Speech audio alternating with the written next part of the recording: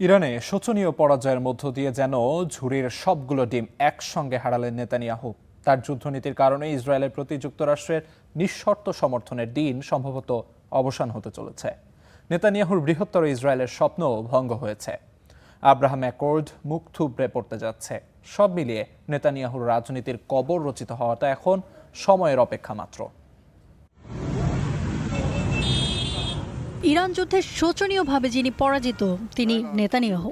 ইতিহাস এই তথ্যটি যেমন মনে রাখবে, তেমনি ঘৃণার সঙ্গে এটিও মনে রাখবে যে তিনি মধ্যপ্রাচ্যকে রক্তপাতের দিকে ঠেলে দিতে চেয়েছিলেন। যুদ্ধবিরতি উপেক্ষা করে লেবানন ও গাজায় হত্যাযজ্ঞ, গাজা ও পশ্চিম তীরের ভূমি দখল, লেবানন ও সিরিয়ার বিশাল এলাকা দখল করে বৃহত্তর ইসরায়েল তৈরির ষড়যন্ত্র, ত্রাণবাহী ফ্লোটিলায় বর্বর হামলা, সব ক্ষেত্রেই ইসরায়েলি এই নেতার যে কোনো পদক্ষেপ মানেই আইন বহির্ভূত চরম সহিংসতা। দশকের পর দশক ধরে নেতানিয়াহু ফিলিস্তিনের দ্বিরাষ্ট্রিক সমাধানে একমাত্র বাধা হয়েছিলেন। 2023 সালে হামাসের হামলা ঠেকাতে ব্যর্থ হয়ে গাজায় তিনি প্রতিশোধের নামে ভয়ঙ্কর ধ্বংসযজ্ঞ অব্যাহত রেখেছেন। ইরানের বিরুদ্ধে যুদ্ধ ছিল তার সেই চরম ও অবৈধ নীতিরই প্রকাশ। যথারীতি ইরানেও তিনি ব্যর্থ, কিন্তু ব্যর্থতার কালিমা গায়ে মাখতে চাননি ট্রাম্প। তাই সহযোদ্ধা নেতানিয়াহুকে উপেক্ষা করেই তিনি ভার্সাই চুক্তিতে নিজের মান রক্ষা করেছেন।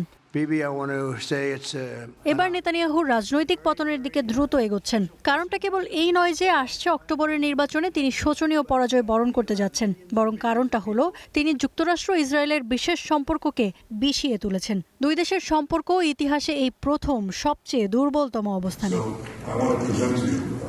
ট্রাম্প তার প্রিয় বিবির সাথে এখন আর কথা বলেন না। ট্রাম্প ও নেতানিয়াহুর রূঢ় ফোনালাপ তাদের আস্থার পতনকেই তুলে ধরে।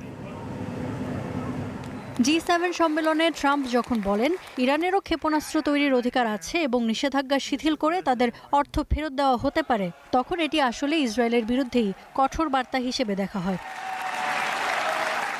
যে কোনো অবস্থায় ইসরায়েলের প্রতি যুক্তরাষ্ট্রের নিঃশর্ত সমর্থনের দিন সম্ভবত অবসান হতে চলেছে। নেতানিয়াহুর বৃহত্তর ইসরায়েলের স্বপ্ন ভঙ্গ হয়েছে। আব্রাহাম অ্যাকর্ড মুখ থুবড়ে পড়তে যাচ্ছে। এক ইরানের ওপর নিজের ঝুড়ির সবগুলো ডিম বাজি ধরেছিলেন নেতানিয়াহু এবং তিনি কঠিনভাবেই পরাজিত হয়েছেন। আসছে অক্টোবরের নির্বাচনে তার রাজনীতির কবর রচিত হওয়াটা সময়ের অপেক্ষা মাত্র। শোনা যাচ্ছে নেতানিয়াহু নির্বাচন করুক, এটা এখন স্বয়ং ট্রাম্পও চান না। ইফাতিরা, স্টার নিউজ।